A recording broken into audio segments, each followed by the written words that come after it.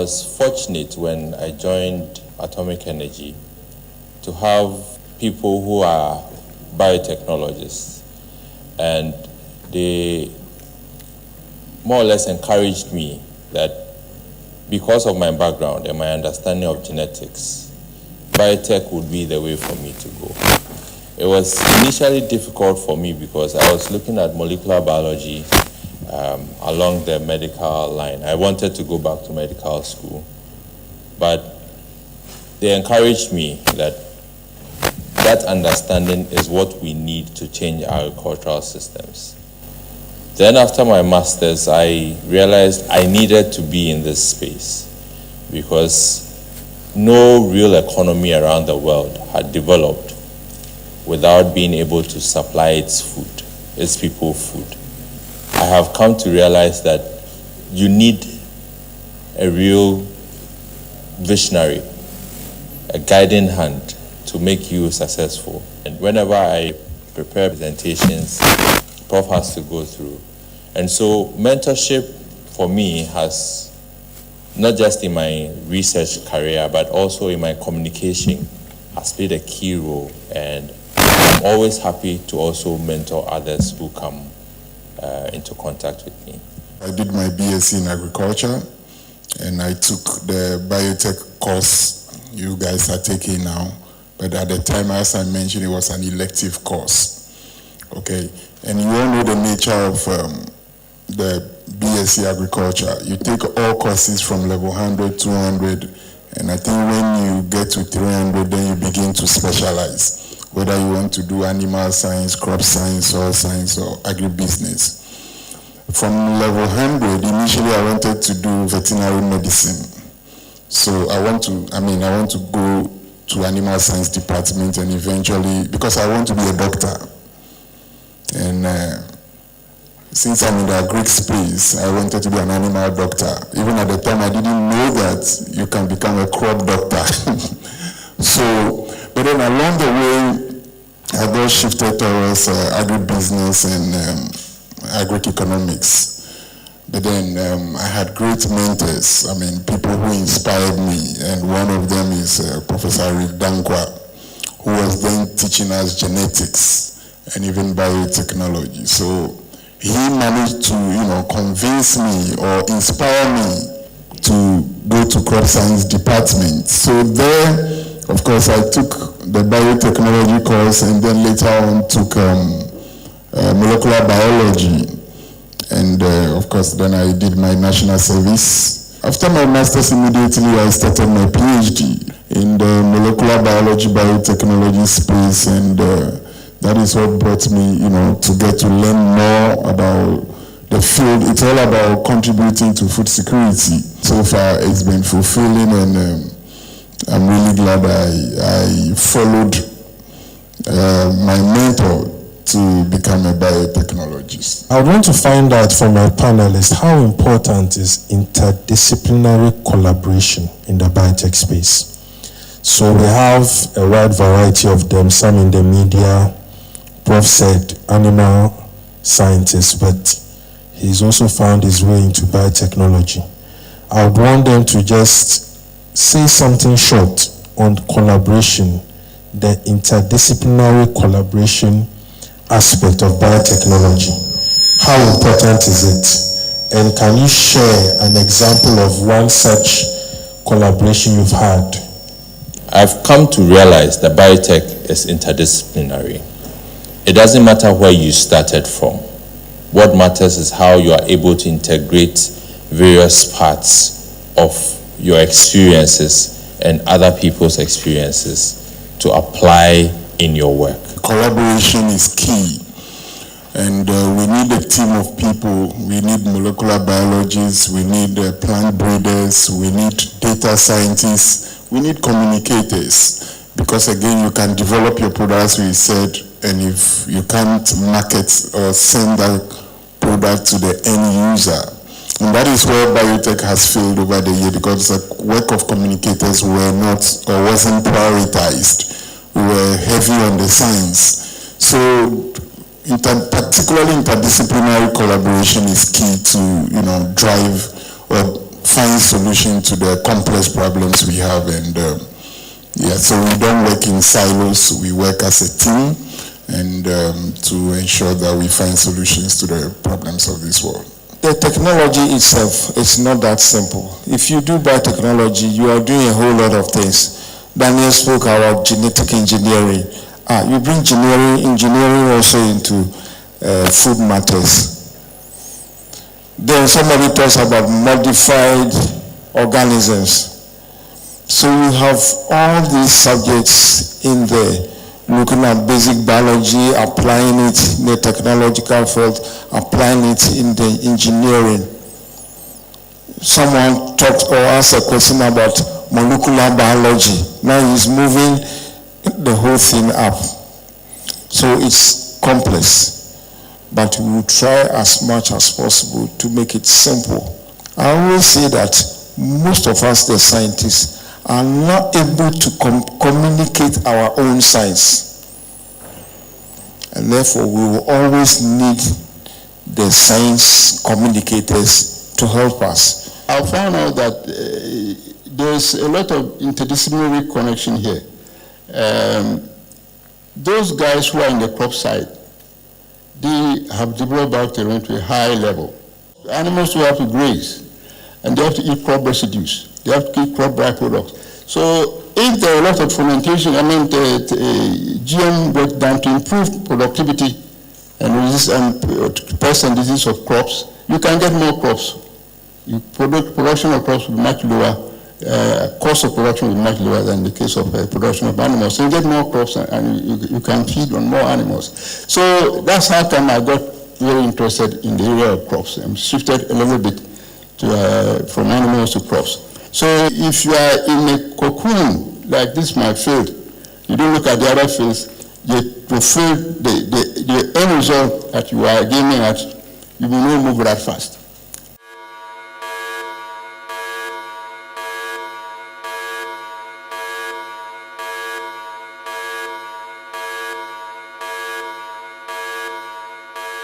Once upon a time, we don't have very good labs in the country that you can, do, hardcore biotech research. It's changing now because we have labs that are well equipped for such purposes. But yeah, once upon a time, labs were very difficult to come by. Good labs were state-of-the-art laboratories, and also funding issues. So in case of the labs, obviously, we managed to write some grants, and they said a good proposal will always attract funding. We managed to get some grants to establish facilities that can allow us to do some work. But then before then, collaboration, as we were saying, is key. We have advanced laboratories. What you don't have in your lab, you have.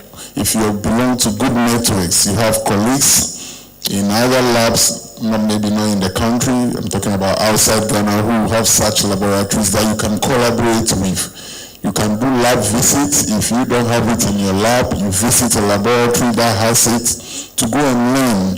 So when the technologies come, obviously it takes time before it gets to us. But then you have to get to where the technology is being practiced or is in use. And when you get there, you form collaborations, you learn from peers. And basically there are some of the ways of overcoming some of the earlier challenges I faced in the space. I've been through a broad spectrum.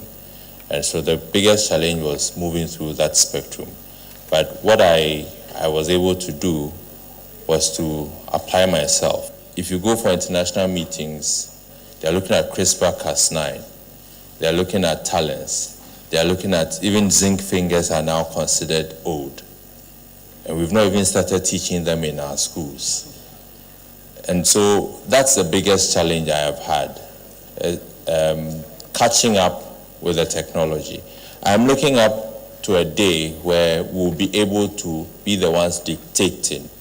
And that's where I'm looking at, building people who are able to now think beyond what we have now and start something different.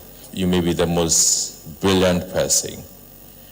if you're not able to communicate your thoughts, if you're not able to communicate your output, no one can understand that brilliance.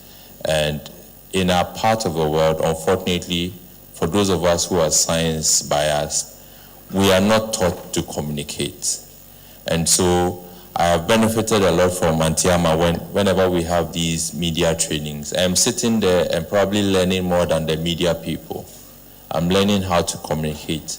I am taking online courses. I am putting money in, going for actual physical training, and I was able to overcome that challenge of communication. So for those of us who think we can venture into communication, have some top-up programs on communication, that would be very good. Because all our experts are trying to let us know that science communication is lacking, right? And so we have the opportunity. I would ask Antiama this question. So this question is for Antiama. Antiama, do you think that the young people here are uniquely positioned to be ambassadors for Biotech? You are right in the midst of the evolution. Something is happening in Ghana. He said, now we didn't have that. We didn't have biotech companies happening in Ghana. In fact, this is even my first time of hearing it. Now you guys have the opportunity to experience this kind of biotech evolution that is going on in our country and across the continent. Because we are not just thinking Ghana, but we are thinking continent-wise, and we are thinking international. There are some guys at Benari who are now working at NEPAD. They are working in international, biotech-related companies, big companies. You have Ghanaians working there. So once you've gotten this basic right, you don't rest on your horse. You are well endowed to do better things and also to help make informed decisions, because a time is going to come when you guys are going to be at the helm of affairs. Dr. Ampedo, please, how important is networking for the young people here? You may be in Accra, but your presence is already felt in the north because you are connected. Someone is representing you, and that is how you get to do what you have to do. If you are connected, you will not be sleeping 6 hours or 8 hours and you think you are fine. Someone will wake you up, will call you. Are you up? It means you are connected. It's very, very important. If we want to solve the issues of this world today, we need to get ourselves connected. Networking with friends, networking with experts is critical. If you are the type who is always on social media, you know what is already happening. Is it LinkedIn? Getting hooked on this LinkedIn, I have realized that it's very, very important, because I have friends, and not just friends, important friends who are linking me up to other corridors, and I'm enjoying myself. Dr. Daniel Gijonyo has already taken us through the career prospects. I just want him to summarize for those who were not here during that presentation. What is his perspective about the future of biotech for the young ones here? Biotech advances never ceases to stop. Every day, scientists are thinking about bringing about new tools to help us do things more effectively. That will mean that we'll be able to come up with innovations, which means to get to the market. So the future is bright. There are careers in biotechnology for everybody, irrespective of, as we saw or we've heard, irrespective of your background, you can still find yourself in the biotechnology space. And I will encourage all of us here to consider this as an option when you are deciding on your careers, because most of us are still planning as to what we want to do with our lives. Approaching the end of our studies or getting into the thick of things. We are in a setting whereby even transferring a gene from one organism to the other is what we've not had hands-on practice on. So I'm kind of confused. The way the technology keeps on evolving, I don't know whether we should also make sure we are familiar with all these technologies, or we should focus on one. You need to have knowledge of where you are coming from. If not, a lot of things will become very difficult for you to understand. The technology is evolving, so what you know today, you know some techniques, right? It will change. When it changes, you need to follow up. If you don't, you become obsolete. Okay? So you cannot focus, for instance, if the technology is no more used, you cannot continue to use it. You may use aspects of it, but of course, no technology is ever out of use anyway. But there is a new ways of doing things. You need to follow up. If you stuck to the old ways of doing things, you get the same old results. But the new ways are supposed to make things even better than the previous one. So you cannot get stuck with one way. You always need to evolve new ways that are coming up. If not, you'll be left behind. I listened to all the panelists. I learned that they moved from one field to another. So I'm sure they had frustrations as along moving, because they didn't know, they are now knowing, and all those frustrations. Did the time come where they was like, am I still on the right track, or I should just withdraw, it's not too late? Or if they are to give an advice to their younger self as at now, what would they give? I doubted. I said earlier I wanted to become a medical doctor. So after biological sciences, I found myself out of even the sciences before I came back into the sciences. But if I had the opportunity of talking to my younger self, say 20 years ago when I was starting out, I'd say, hey, grab this and even go harder, because there's fulfillment in this. I go to work in the morning not thinking about money. I go to work thinking about how I can impact society. Yes, you may face some challenges, and the biggest of them all is money, patience. You need patience. You need to build a lot of patience. Science in Ghana, unfortunately, is difficult. Unfortunately. I want to know, is climate change causing a problem to biotech? If it is, what are some of the solutions that we have gathered in order to deal with climate change? And then is biotech also collaborating with other fields in order to deal with the issue of climate change that affects agriculture? Climate change rather presents an opportunity for biotech to present solutions to the climate change impacts. We have to prepare ourselves to ensure that through biotech we are able to get crops that will do well, fruit and mature in time, like the conventional hybriding methods have done with the other time. So climate change is an opportunity, a very good opportunity for biotech to demonstrate that, hey, we have a tool, and through the tools that we are offering, we can address the challenges of climate change when it comes to do with food security and food production. Climate change is aggravating these issues, and we need tools that can help us to overcome or provide solution for some of this. We need precision tools, and that is where tools from biotechnology comes in. So biotechnology is, as Auntie Anna has said, is well positioned to help us to mitigate the effect of some of the issues climate change is aggravating. They've always been with us. We've been struggling to solve them, particularly in our part of the world. And now climate change is also worsening it. We cannot continue to do things the same way we've been doing it, because we will find no solutions to them. Tools like biotechnology offer more efficient and effective ways of tackling these issues, so that we can continue to be food secure, because we all know that we are already struggling to feed ourselves, and now there are issues even affecting our food systems. We need tools, and biotechnology offers solutions to help in solve some of these issues.